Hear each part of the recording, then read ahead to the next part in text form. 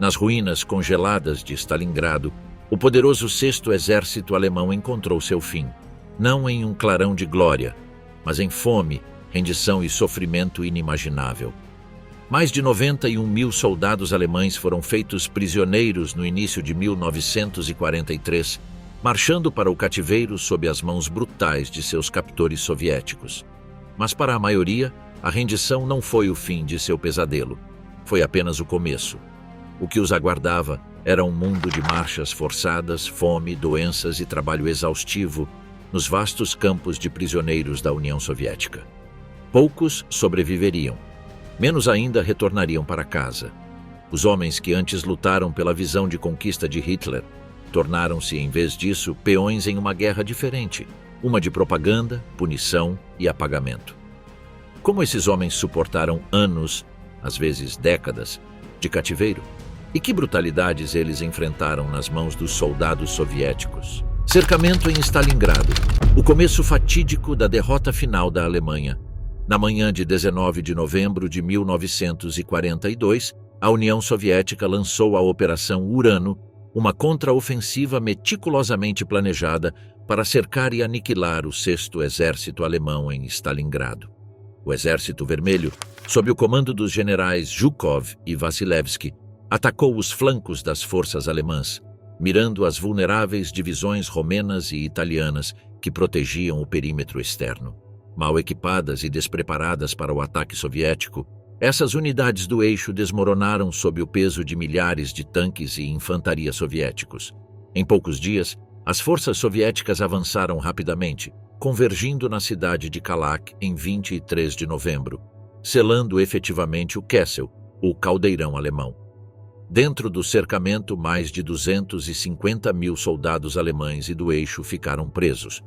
O outrora orgulhoso Sexto Exército, a vanguarda da campanha de Hitler na União Soviética, estava agora à mercê do Exército Vermelho e do impiedoso inverno russo. Os suprimentos se esgotaram rapidamente e alimentos, combustível e munição acabaram. Os soldados reviravam os destroços em busca de qualquer coisa comestível, recorrendo a cavalos, cascas de árvores e até ratos para sobreviver. O frio era tão intenso que a gangrena e a morte por congelamento se tornaram assassinos silenciosos. Os soldados famintos começaram a adoecer gravemente e doenças se espalharam sem controle. Diante de uma situação desesperadora, Adolf Hitler se recusava a permitir a rendição. De seu quartel-general na Prússia Oriental, ordenou ao general Friedrich Paulus, comandante do Sexto Exército, que resistisse até o último homem. Para reforçar suas tropas cercadas, Hitler prometeu que a Luftwaffe de Hermann Göring faria uma ponte aérea de suprimentos. Essa promessa, no entanto, era pura ilusão. A Luftwaffe, incapaz de cumprir as metas de abastecimento e diante da escala do desastre que se tornaria Stalingrado, conseguiu entregar apenas uma pequena fração das 800 toneladas de suprimentos diários necessárias. Pão mofado, batatas congeladas e, com sorte, um punhado de carne de cavalo eram as migalhas deixadas aos soldados famintos. As semanas passaram e o desespero se transformou em desolação. As cartas enviadas para casa continham palavras assombradas pelos horrores do cerco. A falta de esperança tomou conta de muitos soldados, que sabiam que o socorro nunca chegaria. Alguns preferiram o suicídio à morte lenta pela fome. Outros congelaram na neve, incapazes de se levantar devido à exaustão e inanição.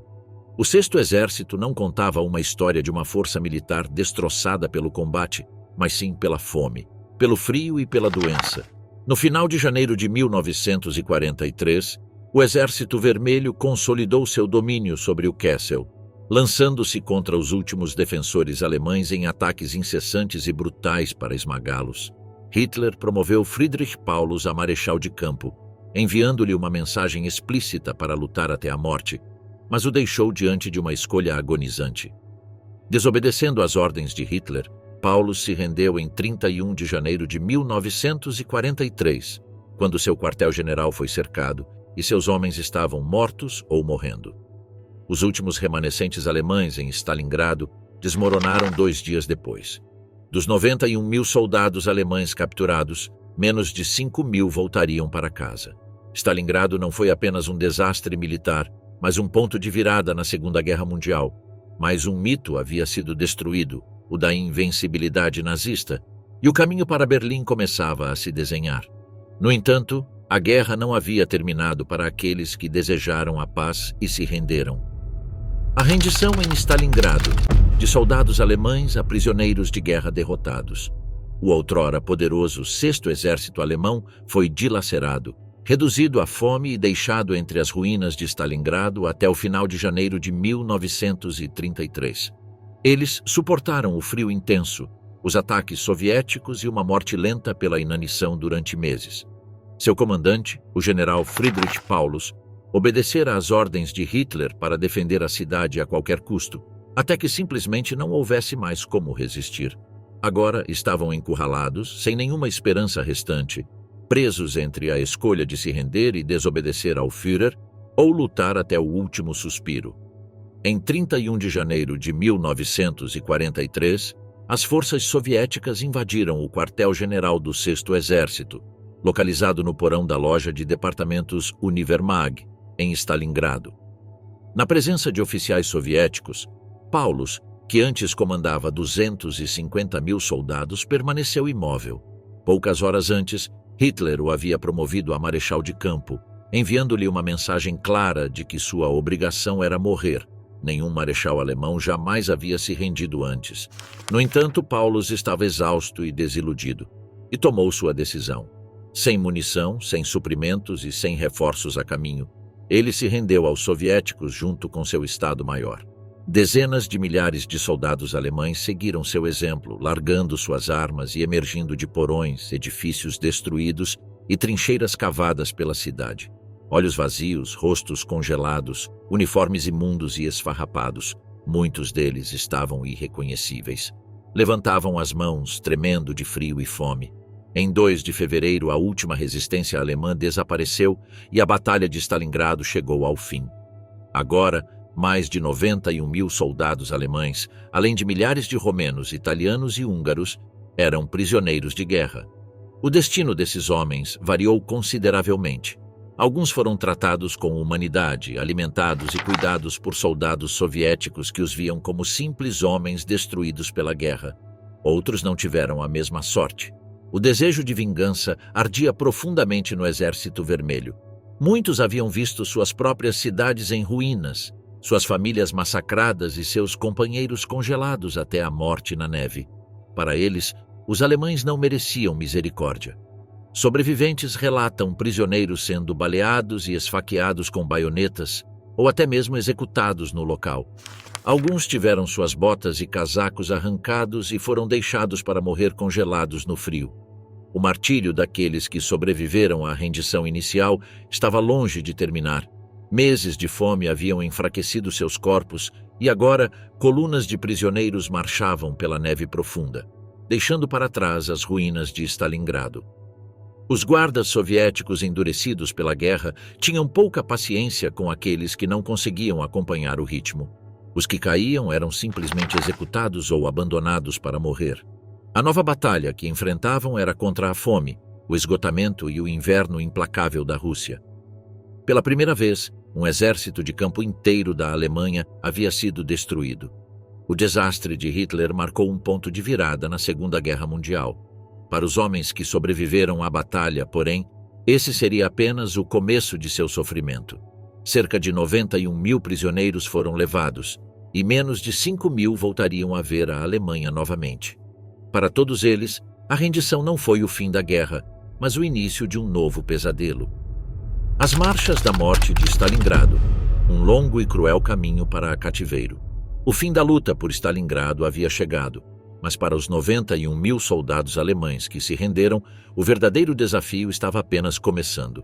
A guerra havia devastado a União Soviética e comprometido sua capacidade de abastecer até sua própria população, o que significava que não havia apenas uma escassez de recursos, mas também pouco espaço para acomodar tantos prisioneiros. Sem trens ou veículos disponíveis, restava apenas uma opção: marchar.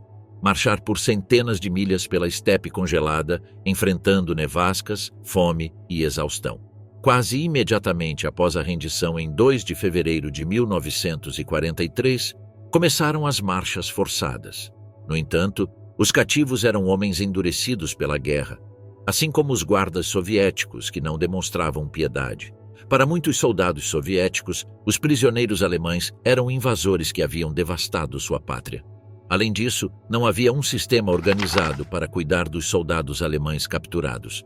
Em vez disso, foram organizados em longas colunas, que se estendiam por milhas, e enviados a campos de trânsito improvisados. As condições eram brutais. As temperaturas frequentemente caíam para abaixo de menos 30 graus Celsius, menos 22 graus Fahrenheit, no rigoroso inverno russo. Seus casacos e botas haviam sido perdidos na batalha ou roubados pelos soldados soviéticos como despojos de guerra, e a maioria dos prisioneiros usava apenas seus uniformes de verão, agora reduzidos a trapos. Eles enrolavam farrapos em torno dos pés na tentativa de evitar a gangrena do frio, mas era inútil. Cada passo sobre as estradas cobertas de gelo enviava ondas de dor através de seus corpos famintos. Logo, a fome e a sede tornaram-se insuportáveis. Os guardas soviéticos raramente forneciam comida. Quando o faziam, jogavam punhados de pão congelado na neve, obrigando os prisioneiros a brigar entre si para conseguir alguma migalha. Aqueles que não tinham forças para lutar por comida eram deixados sem nada. A água era ainda mais difícil de obter. Os prisioneiros eram forçados a comer neve para se hidratar, o que apenas piorava sua condição debilitada. A cada milha percorrida, os mais fracos começavam a cair. Os moribundos não tinham direito a descanso.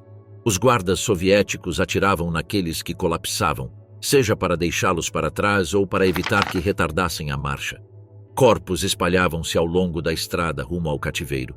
Homens que caíram onde estavam e congelaram até a morte, seus corpos logo cobertos pela neve soprada pelo vento. Relatos de sobreviventes revelaram que, após quedas de paraquedistas, alguns prisioneiros foram deliberadamente abandonados no frio, congelando como estátuas, seus olhos vazios encarando o nada. Os sobreviventes se agrupavam para compartilhar calor durante a noite, tentando manter-se vivos através do calor humano. Alguns prisioneiros simplesmente deitavam para descansar e nunca mais acordavam. Seus corpos, já enfraquecidos por disenteria, tifo e pneumonia, eram incapazes de resistir. A doença se espalhava rapidamente, levando mais e mais homens a desaparecerem no inverno russo a cada novo dia de marcha. Depois de semanas vivendo esse tormento, os que sobreviveram finalmente chegaram aos campos de trânsito.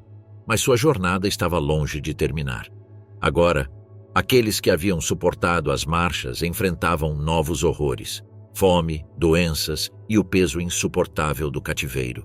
Dos 91 mil prisioneiros capturados em Stalingrado, quase 2/3 pereceriam antes de chegar a um campo permanente. O inferno dos campos de prisioneiros soviéticos. Fome, sofrimento e sobrevivência contra todas as probabilidades. O resultado das brutais marchas da morte de Stalingrado foi que os soldados alemães que sobreviveram enfrentaram sua próxima provação: os campos de prisioneiros de guerra soviéticos. Beketovka, Frolovo e Oranki estavam espalhados pelo vasto interior da União Soviética e, assim como muitos outros campos, tornaram-se a última morada de dezenas de milhares de homens. Eles já haviam suportado meses de fome e exposição ao frio e sabiam que seu sofrimento estava longe de acabar. Morreram nesses campos não por balas ou bombas, mas por doenças, exaustão e desespero. Beketovka, perto de Stalingrado, era um dos mais infames campos de trânsito. Destinado apenas a ser um ponto temporário de detenção até que os prisioneiros fossem transferidos, rapidamente se tornou um local de morte em massa, devido à falta de cuidados médicos e à superlotação. Muitos prisioneiros estavam tão fracos que mal conseguiam se manter de pé e eram amontoados em barracões gelados, sem comida suficiente para sobreviver. Os doentes morriam em agonia, pois não havia nada que pudesse ser feito por eles. Sucumbiam à disenteria e ao tifo, que se espalhavam rapidamente. Sobreviventes descreveram o pesadelo de ter que pisar em cadáveres apenas para encontrar um lugar para deitar. Todas as manhãs, os guardas soviéticos arrastavam os corpos dos que haviam morrido durante a noite para fora dos barracões, empilhando-os como lenha. Frolovo, outro campo de trânsito, tornou-se um local de fome extrema para milhares de soldados alemães, incluindo oficiais de alta patente. A União Soviética, que já enfrentava a escassez de alimentos para sua própria população, não priorizava alimentar prisioneiros de guerra. Mesmo quando havia comida disponível, as rações diárias consistiam em uma sopa rala de repolho podre e um pedaço de pão seco. Muitos prisioneiros recorriam a comer serragem, grama, restos de couro ou até os próprios cintos para tentar preencher o estômago. Os mais fracos, que não conseguiam obter comida, simplesmente murchavam, definhando até a morte na tortura silenciosa da inanição. O antigo mosteiro ortodoxo de Oranki foi transformado em um campo onde os prisioneiros alemães eram desgastados física e mentalmente através de uma campanha de guerra psicológica e física. As primeiras ações dos soviéticos visavam quebrar a lealdade dos prisioneiros a Hitler, tentando transformá-los em propagandistas antifascistas.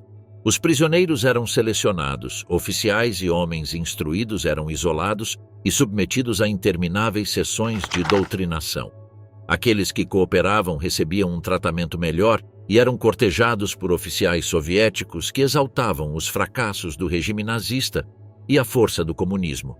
Desesperados para sobreviver, alguns prisioneiros, percebendo a dura realidade, decidiram colaborar, juntando-se ao Comitê Nacional por uma Alemanha Livre, uma organização criada pelos soviéticos para espalhar propaganda entre os soldados alemães.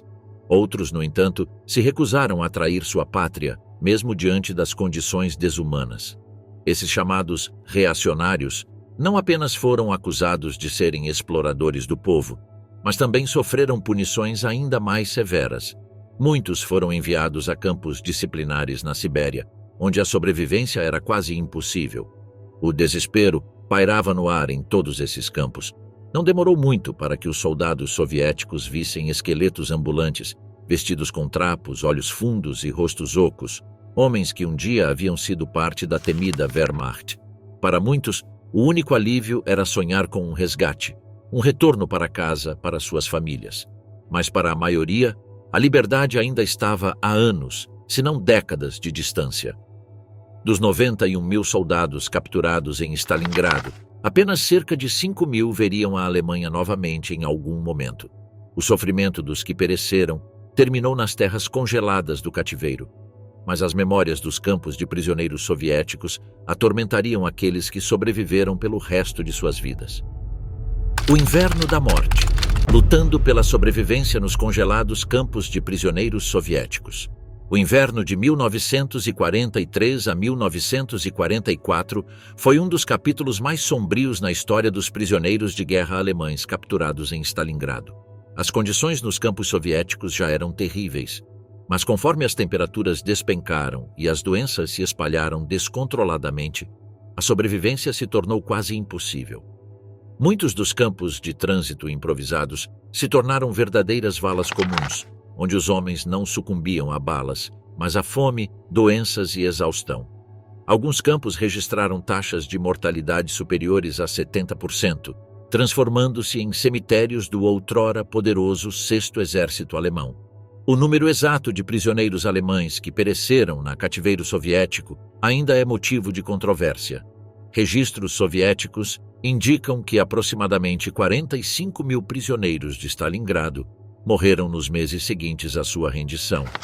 No entanto, estimativas alemãs sugerem uma realidade ainda mais sombria. Muitos sobreviventes mais tarde testemunharam que o número real estaria mais próximo de 60 mil ou até 75 mil. A verdade pode nunca ser completamente conhecida, pois inúmeros prisioneiros foram enterrados em valas comuns sem identificação, seus nomes apagados da história. O que não pode ser contestado é que menos de 5 mil dos 91 mil prisioneiros originais retornariam para casa. Para aqueles que se agarraram à vida, cada dia era um brutal teste de resistência. A comida era escassa e a ração diária, quando fornecida, mal sustentava um homem. Uma refeição típica consistia em uma sopa rala de repolho, um pedaço de pão duro ou cascas de batata cozidas. Prisioneiros desesperados recorriam a comer ratos, insetos e até restos de lixo para sobreviver. Alguns arriscaram punições severas, roubando comida dos depósitos soviéticos, Mas os que foram pegos eram espancados ou executados imediatamente. O inverno russo congelante era um inimigo tão mortal quanto a fome. Os prisioneiros, já debilitados por meses de sofrimento, mal tinham roupas adequadas. Muitos haviam perdido suas botas e se enrolavam em farrapos na tentativa de evitar a gangrena do frio. Era comum acordar ao lado de cadáveres congelados, seus corpos rígidos e cobertos de gelo. Não havia medicamentos e os doentes morriam sem qualquer tratamento, seus corpos levados para fora e empilhados em montes crescentes de cadáveres. Estar vivo significava enfrentar condições brutais de trabalho forçado. Durante as operações militares soviéticas, mais mão de obra era necessária, mesmo que os prisioneiros recebessem apenas rações mínimas. Os prisioneiros que ainda conseguiam se mover eram forçados a trabalhar em pedreiras, minas e fábricas sob temperaturas abaixo de zero, por turnos de 12 a 14 horas consecutivas. Muitos simplesmente caíam de exaustão e morriam onde estavam, pois o sistema soviético sempre tinha mais prisioneiros para substituir os que pereciam. Mesmo sujeitos a condições desumanas, alguns prisioneiros conseguiram sobreviver. Eles dividiam suas escassas porções de comida e formavam pequenos grupos de proteção mútua. Aqueles que conseguiram manter a sanidade usavam a oração ou recitavam histórias para si mesmos, como uma forma de evitar enlouquecer. Dezenas de milhares de prisioneiros sucumbiram antes mesmo do auge do inverno. Para aqueles que sobreviveram, não havia motivo para a esperança. Eles simplesmente haviam suportado mais um dia na trágica existência dos campos de prisioneiros soviéticos. Os alemães de Stalingrado, na propaganda soviética, cativos transformados em ferramentas políticas. Stalingrado não foi apenas uma catástrofe militar para a Alemanha nazista, mas também uma vitória militar e propagandística para a União Soviética. O regime de Stalin conquistou simbolicamente a imagem de dezenas de milhares de soldados derrotados da Wehrmacht, suas outrora orgulhosas fileiras reduzidas a prisioneiros famintos e congelados. Assim que as autoridades soviéticas perceberam as possibilidades de uso desses cativos, ficou claro que eles poderiam ser explorados tanto como força de trabalho, quanto como uma arma de guerra psicológica contra o Terceiro Reich.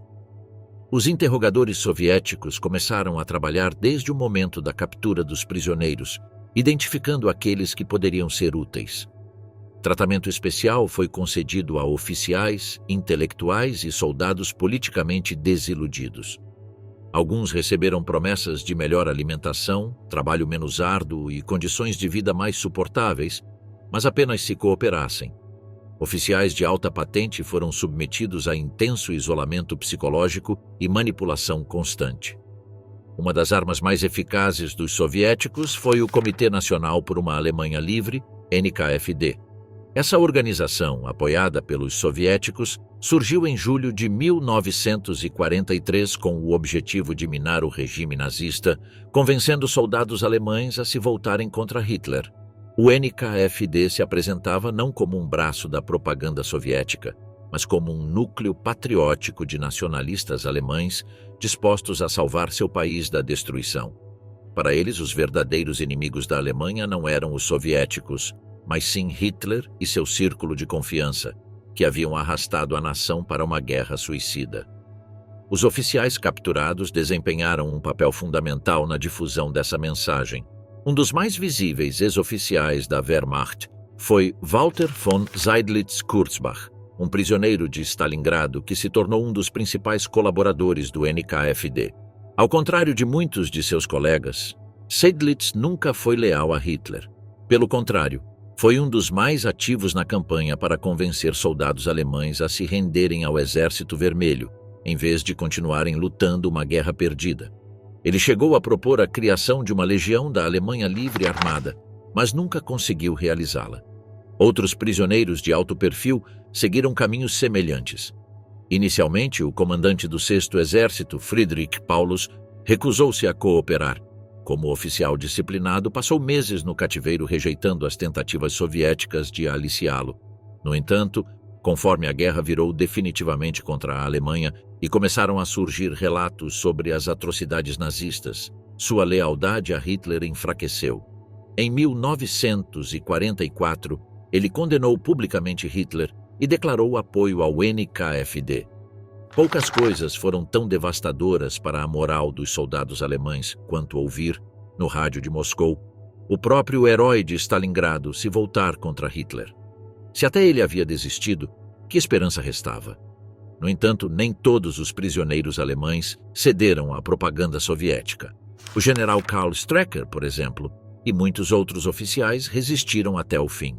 Strecker se recusou a trabalhar para o NKFD e passou anos sendo torturado na prisão por sua resistência, tentando manter seu juramento ao Reich. Milhares de soldados comuns também preferiram sofrer a se submeter, mesmo enfrentando condições de cativeiro quase insuportáveis. O uso propagandístico dos prisioneiros de Stalingrado pelos soviéticos foi extremamente eficaz para abalar o moral na frente oriental, plantando dúvidas entre os soldados da Wehrmacht. Quando a guerra finalmente terminou, muitos dos ex-membros do NKFD foram vistos como traidores na Alemanha do pós-guerra, ou simplesmente desapareceram no anonimato. Para aqueles que colaboraram, a decisão foi uma questão de sobrevivência, convicção ou puro pragmatismo. A maioria não teve escolha a não ser se tornar um prisioneiro de Stalingrado, aprisionado na máquina de guerra soviética, e para muitos, o cativeiro revelou-se uma realidade ainda mais sombria do que a própria batalha. Anos em cativeiro, uma luta implacável entre a esperança, o desespero e a sobrevivência. O fim da guerra, em maio de 1945, não trouxe liberdade imediata para os prisioneiros alemães. Enquanto outros países libertaram seus prisioneiros de guerra pouco depois do término do conflito, a União Soviética manteve dezenas de milhares de cativos alemães por anos, até mesmo décadas. Alguns foram forçados a ajudar na reconstrução da União Soviética, devastada pela guerra e pelos temores paranoicos de Stalin. Outros foram presos sob acusações indefinidas e condenados a um cativeiro sem fim. Para esses homens, a vida na prisão era um teste de resistência mental e física, que muitos não conseguiram vencer. Mesmo após o fim da guerra, a União Soviética ainda mantinha centenas de milhares de prisioneiros alemães, incluindo aqueles capturados em Stalingrado, Kursk e Berlim. Enquanto os prisioneiros alemães em campos britânicos e americanos foram repatriados lentamente, pouco se sabia sobre aqueles que estavam na URSS. O desastre para o território soviético havia sido imenso. Cidades destruídas, fábricas arruinadas e infraestrutura devastada. E por isso a mão de obra dos prisioneiros era desesperadamente necessária para a reconstrução do país. Trabalhando sob condições brutais em minas, pedreiras e canteiros de obras, os prisioneiros alemães tornaram-se uma peça fundamental nesse esforço. Mas para Stalin, os prisioneiros alemães representavam mais do que apenas força de trabalho. Dominado por sua paranoia, ele acreditava que não apenas os alemães capturados, mas até mesmo os soldados soviéticos que haviam sido feitos prisioneiros pelo inimigo eram, em potencial, traidores. Stalin temia que libertar um grande número de alemães muito rapidamente poderia desestabilizar o controle soviético sobre a Europa Oriental ou criar simpatizantes do Ocidente. Como resultado, milhares de soldados alemães permaneceram sob custódia soviética por anos após o fim da guerra, e a prisão foi apenas o começo de seus sofrimentos. As primeiras grandes liberações não ocorreram até 5 anos depois, em 1950. Nesse período, milhares já haviam morrido de exaustão, desnutrição e doenças. No entanto, muitos oficiais e prisioneiros de alta patente foram mantidos por mais tempo, pois eram considerados peças valiosas nas negociações diplomáticas da Guerra Fria. Eles foram submetidos a programas de doutrinação soviética, semelhantes aos esforços do Comitê Nacional por uma Alemanha Livre, na esperança de transformá-los em aliados da Alemanha Oriental comunista. Foi somente com a morte de Joseph Stalin, em 1953, que o destino dos prisioneiros começou a mudar. Sob o governo de seu sucessor, Nikita Khrushchev, houve uma tentativa de romper com os excessos da opressão stalinista, o que levou à adoção de um programa de repatriação em massa. Em 1955, o último e maior grupo de prisioneiros de guerra alemães, cerca de 10.000 homens, retornou à Alemanha após negociações com o governo da Alemanha Ocidental. Entre eles estavam vários oficiais de alta patente da campanha de Stalingrado, alguns dos quais haviam passado mais de uma década no cativeiro soviético. No entanto, o mundo para o qual retornaram havia mudado além do que podiam reconhecer. Alguns perderam suas famílias, suas casas, e descobriram que suas esposas haviam se casado novamente. Os ex-prisioneiros foram recebidos com indiferença ou desconfiança tanto na Alemanha Ocidental quanto na Oriental. Alguns foram considerados traidores simplesmente por terem sobrevivido ao cativeiro soviético, enquanto outros lutaram para se reintegrar a uma sociedade que havia seguido em frente sem eles. O destino daqueles que nunca voltaram permaneceu desconhecido por décadas. Mesmo no século XXI, novas valas comuns continuaram a ser descobertas na antiga União Soviética, revelando a dura realidade das milhares de pessoas que morreram nos anos de cativeiro. Os sobreviventes da Batalha de Stalingrado, das marchas da morte e do inferno congelante dos campos de prisioneiros soviéticos haviam resistido a tudo, apenas para descobrir que, para muitos deles, a guerra ainda não havia terminado. O retorno do cativeiro, voltando para uma Alemanha mudada e dividida. A jornada de volta para casa dos soldados alemães capturados em Stalingrado e depois foi longa e incerta. A guerra terminou em 1945, mas muitos prisioneiros na União Soviética permaneceram em cativeiro por anos, dependendo das políticas de Stalin, das tensões da Guerra Fria e de outros fatores. As repatriações só começaram em 1948, com uma última grande leva em 1955. Quando finalmente retornaram, muitos desses soldados encontraram uma Alemanha irreconhecível, um país que já não era mais o que haviam deixado para trás. As primeiras repatriações em larga escala ocorreram em 1948, durante o início da Guerra Fria, no momento em que a União Soviética consolidava seu domínio sobre a Alemanha Oriental, RDA, República Democrática Alemã. Entre os primeiros prisioneiros libertados estavam aqueles considerados politicamente úteis, os que haviam aderido a grupos apoiados pelos soviéticos, como o Comitê Nacional por uma Alemanha Livre. As autoridades soviéticas transformaram esses homens em antifascistas reeducados, com o objetivo de legitimar o novo regime socialista na Alemanha Oriental. Para muitos ex-prisioneiros, independentemente de suas crenças, interpretar esse papel era a única opção para sair do cativeiro. Ainda havia esperança para aqueles que permaneceram em mãos soviéticas. Em 1955, o chanceler da Alemanha Ocidental, Konrad Adenauer, visitou Moscou para negociar a libertação dos últimos prisioneiros alemães. Graças aos esforços diplomáticos de Adenauer, cerca de 10.000 prisioneiros de guerra foram finalmente libertados, após mais de uma década em cativeiro. Os que voltaram estavam irreconhecíveis, homens magros, esgotados, destruídos por anos de trabalho forçado, desnutrição, doenças e abusos psicológicos. Alguns haviam perdido completamente a esperança de um dia ver sua terra natal novamente. Ao chegarem, descobriram que a Alemanha havia mudado tanto quanto eles próprios. Os prisioneiros que voltaram à Alemanha Ocidental foram recebidos com reações mistas. Embora houvesse cerimônias públicas para recebê-los, a realidade era muito mais fria. Muitos ex-soldados não conseguiram se encaixar em uma sociedade que seguiu em frente sem eles. Suas esposas haviam se casado novamente, seus filhos cresceram sem conhecê-los, e a economia da Alemanha do pós-guerra não tinha espaço para os homens que haviam lutado e servido ao império de Hitler. Mas o pior estava por vir. Alguns suspeitavam que os prisioneiros recém-libertados poderiam ter sido convertidos ao comunismo durante os anos de cativeiro soviético.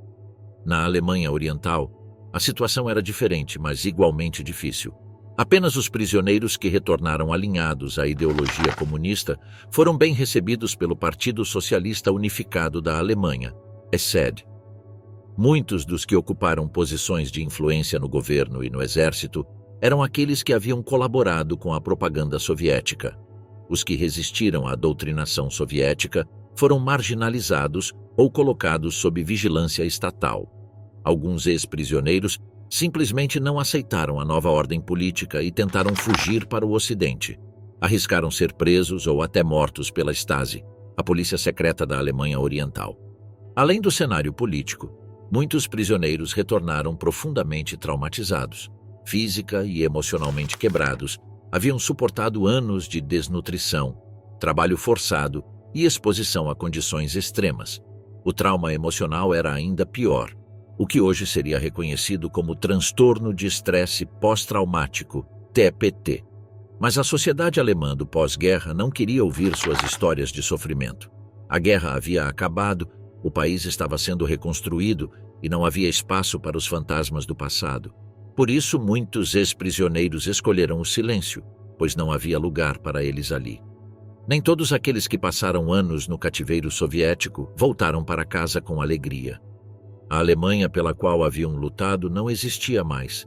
Ela estava dividida, arruinada, e o país que encontraram tinha pouca paciência para aqueles que carregavam as cicatrizes da guerra.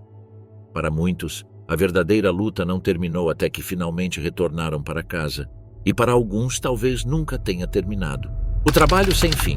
Prisioneiros alemães como trabalhadores forçados no Estado soviético.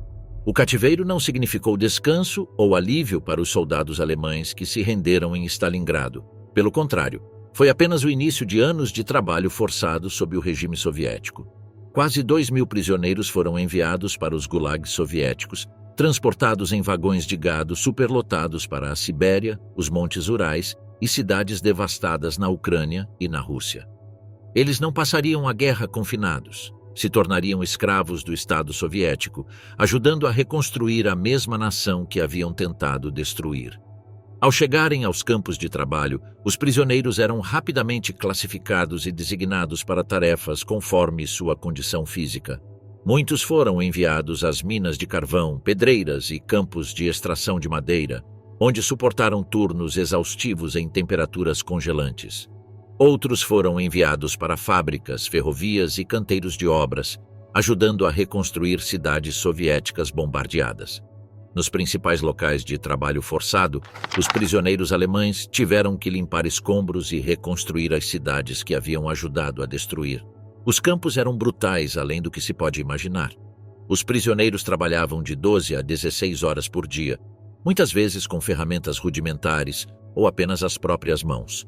A maioria dos supervisores soviéticos era impiedosa. Muitos haviam perdido familiares para a invasão alemã e desejavam vingança. Os que trabalhavam devagar ou mostravam sinais de exaustão eram espancados, privados de comida ou deixados para congelar ao relento. O trabalho era incessante e não havia escapatória, apenas mais sofrimento. No fim, a desnutrição foi um dos maiores assassinos desses campos. A alimentação diária consistia em um caldo ralo de repolho, alguns gramas de pão preto e ocasionalmente peixe ou um pedaço de carne. Os prisioneiros gastavam milhares de calorias por dia em minas e pedreiras, mas recebiam apenas uma fração da comida necessária para se manter vivos. A fome os consumia, obrigando-os a buscar qualquer fonte de alimento. Comiam ratos, grama e até restos de lixo dos guardas soviéticos. O atendimento médico era praticamente inexistente. Ferimentos eram deixados sem tratamento. Infecções se espalhavam e doenças como tuberculose, pneumonia e disenteria devastavam os prisioneiros. Os invernos soviéticos tornavam a sobrevivência ainda mais difícil. Muitos soldados alemães, já enfraquecidos pela fome, simplesmente congelavam até a morte em suas barracas. Os que resistiam ao frio extremo enfrentavam verões igualmente letais, marcados por calor insuportável, exaustão e desidratação. Nenhuma dessas dificuldades impediu as autoridades soviéticas de exigirem ainda mais dos prisioneiros. O objetivo era extrair o máximo de trabalho deles antes que seus corpos falhassem. Os mais fracos desistiam e deitavam no chão, esperando a morte, sabendo que sua luta era inútil. Outros, movidos por pura força de vontade, tentavam sobreviver, sonhando com uma eventual libertação. Na máquina de trabalho forçado soviética, a vida humana não tinha valor. Para muitos prisioneiros alemães, esse trabalho forçado foi uma sentença de morte sem execução formal. Eles não eram mais soldados, mas sim sombras de si mesmos, esmagados pelo peso de uma guerra que já havia terminado há muito tempo. Quando finalmente voltaram para casa, as cicatrizes do cativeiro, físicas e psicológicas, permaneceriam com eles para sempre. A epidemia de doenças, morte e sofrimento nos barracões superlotados dos campos de prisioneiros. Naquele momento, O Exército Vermelho era paradoxalmente um inimigo tão implacável quanto as doenças, que matavam prisioneiros de guerra alemães em toda a vasta rede de campos de trabalho soviéticos. Para os sobreviventes das marchas brutais rumo ao cativeiro e do trabalho forçado exaustivo, a doença era um assassino inevitável. Os campos superlotados e sem saneamento adequado se tornaram focos de epidemias mortais. Lutando contra o tifo, a disenteria, a tuberculose e a pneumonia, os homens que antes estavam na linha de frente da guerra agora tinham pouca esperança de sobrevivência. As condições dos barracões eram desumanas. Os prisioneiros eram amontoados em cabanas escuras e sem aquecimento, onde milhares dormiam lado a lado em tábuas apodrecidas. O tifo, uma doença que causa febre alta, fraqueza extrema e, eventualmente, falência dos órgãos, se espalhava rapidamente devido à infestação de piolhos. A água contaminada e os alimentos estragados eram responsáveis por surtos de disenteria, deixando os prisioneiros tão fracos que mal conseguiam se manter de pé. Os invernos siberianos, com temperaturas tão baixas que podiam causar pneumonia, eram fatais para aqueles cujo sistema imunológico estava devastado após meses de fome. Os suprimentos médicos eram praticamente inexistentes. Os poucos médicos entre os prisioneiros faziam o que podiam, mas sem antibióticos, sem ataduras e sem instalações adequadas, seus esforços eram inúteis. Cirurgias eram realizadas sem anestesia, e ferimentos que não recebiam tratamento imediato muitas vezes se tornavam gangrenosos. A tuberculose se espalhava descontroladamente. Prisioneiros tossiam sem parar, contaminando os outros ao seu redor, seus corpos frágeis definhando em uma agonia lenta. Os guardas soviéticos demonstravam pouca compaixão. Muitos viam os prisioneiros alemães não como seres humanos, mas como símbolos da destruição que os nazistas haviam infligido à sua pátria. Pedidos por medicamentos eram frequentemente ignorados, e aqueles que adoeciam eram deixados para morrer em seus beliches, fracos demais para se moverem. A doença se tornava uma punição prolongada pela guerra que haviam travado. Os que estavam doentes demais para trabalhar eram vistos como um fardo, muitas vezes privados de comida ou simplesmente arrastados para fora e deixados para morrer na neve. À medida que o número de mortos aumentava, os campos se transformavam em verdadeiros cemitérios a céu aberto. Sem procedimentos adequados para enterros, os prisioneiros eram frequentemente jogados em valas comuns, seus corpos empilhados na terra congelada. Em alguns casos, os mortos permaneciam sem sepultura por dias, seus cadáveres acumulados do lado de fora dos barracões, até que o solo descongelasse o suficiente para ser cavado. Para muitos, não haveria lápide, não haveria nome, apenas uma cova sem marcação, onde milhares de vidas terminaram em silêncio. Tortura psicológica, os métodos brutais usados para quebrar o espírito dos homens. As dores físicas causadas pela fome, pelo trabalho forçado e pelas doenças nos soldados alemães capturados em Stalingrado eram apenas parte do seu tormento. O sofrimento psicológico era tão grande, se não maior, do que as provações físicas. Muitos soldados da Wehrmacht, agora reduzidos a engrenagens de um sistema implacável, estavam sendo quebrados, não apenas em seus corpos, mas também em suas mentes e espíritos. O isolamento, os interrogatórios e a propaganda deliberada, lenta, mas incansável, corroeram milhares de prisioneiros. O desespero se espalhava como uma doença nos barracões. O que muitos prisioneiros mais temiam era a incerteza sobre o próprio destino. Enquanto a maioria dos prisioneiros de guerra no Ocidente acabava sendo repatriada, os que estavam nos campos soviéticos nunca sabiam se voltariam para casa. Não recebiam cartas, não tinham notícias de suas famílias e nem mesmo conseguiam acompanhar a passagem do tempo. Apenas viam as estações se sucederem amargamente. Alguns eram leais ao regime nazista, outros simples soldados rasos. Mas para o Estado soviético todos eram inimigos que mereciam ser punidos. As autoridades soviéticas isolavam prisioneiros por semanas, às vezes meses, trancando-os em celas congelantes e sem janelas, onde a única companhia era a própria mente. Logo, muitos perdiam a noção da realidade, privados de qualquer interação social. Alguns começavam a conversar sozinhos, falando com familiares imaginários ou com companheiros de batalha há muito mortos. Outros simplesmente se fechavam em um silêncio absoluto, recusando-se a falar, exceto quando obrigados. Os interrogatórios eram igualmente brutais. O objetivo dos oficiais soviéticos era obter confissões, verdadeiras ou forjadas, dos prisioneiros. Acusados de crimes de guerra que nunca cometeram, alguns prisioneiros foram torturados até confessarem e renunciarem ao passado, jurando lealdade à causa soviética. Os que resistiam eram privados de sono, torturados por horas e manipulados psicologicamente.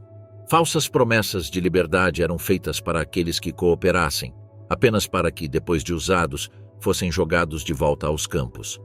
A propaganda soviética era uma das formas mais eficazes de tortura psicológica. A reeducação ideológica era imposta especialmente a oficiais de alta patente e prisioneiros considerados politicamente influentes, forçados a ouvir palestras intermináveis sobre a ideologia comunista. Alguns foram coagidos a se juntarem ao Comitê Nacional para uma Alemanha Livre, um grupo criado pelos soviéticos para recrutar ex-oficiais nazistas contra Hitler. Alguns aceitaram, exaustos e em busca de melhores condições. Outros se recusaram, enfrentando punições ainda mais severas. Para muitos prisioneiros, a morte parecia ser a única saída. Os suicídios nos campos eram assustadoramente comuns. Alguns se enforcavam com cordas improvisadas ou com os próprios cintos nos barracões. Outros simplesmente caminhavam para o frio da noite e se deitavam na neve, esperando o congelamento levar suas vidas. Alguns até mesmo provocavam os guardas soviéticos, forçando-os a atirar, preferindo uma morte rápida a uma lenta agonia no cativeiro. Não eram necessários pelotões de fuzilamento para destruir um prisioneiro no sistema soviético. A incerteza interminável, as confissões forçadas e o declínio mental eram suficientes para quebrar até os homens mais fortes. Quando alguns prisioneiros finalmente foram libertados, anos ou até mesmo décadas depois, já não eram mais os soldados que haviam marchado para a guerra. Assombrados pelos anos de cativeiro e pela lembrança dos que não sobreviveram, tornaram-se sombras de si mesmos. Os homens esquecidos, soldados alemães que nunca retornaram do cativeiro soviético. O cativeiro na União Soviética tornou-se uma sentença de morte para milhares de soldados alemães feitos prisioneiros em Stalingrado. Muitos morreram miseravelmente nos brutais campos de trabalho forçado, mas outros simplesmente desapareceram, suas histórias apagadas da memória. Décadas depois, suas famílias ainda não tinham respostas. Seus nomes perdidos nos arquivos soviéticos, sem um túmulo marcado, esquecidos pelo tempo. A escala desses desaparecimentos foi estarrecedora. Dos 91.000 soldados alemães que caíram em cativeiro soviético em Stalingrado, menos de 6.000 tiveram a chance de retornar à sua pátria. Alguns foram executados logo após a rendição. Seus corpos despejados em valas comuns, morreram de fome ou sucumbiram à exaustão e doenças.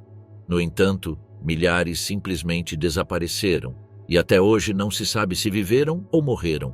Acredita-se que muitos tenham falecido em campos remotos, seus nomes jamais registrados, seus restos enterrados no solo congelado da Sibéria ou sob os escombros de cidades devastadas pela guerra. Outros foram transferidos para regiões distantes da União Soviética, suas identidades apagadas enquanto trabalhavam em minas, florestas e obras até morrerem anonimamente. Os desaparecidos foram praticamente abandonados na Alemanha. Com a economia devastada e a necessidade de se integrar ao mundo ocidental, a Alemanha Ocidental pouco se interessou em exigir o retorno de todos.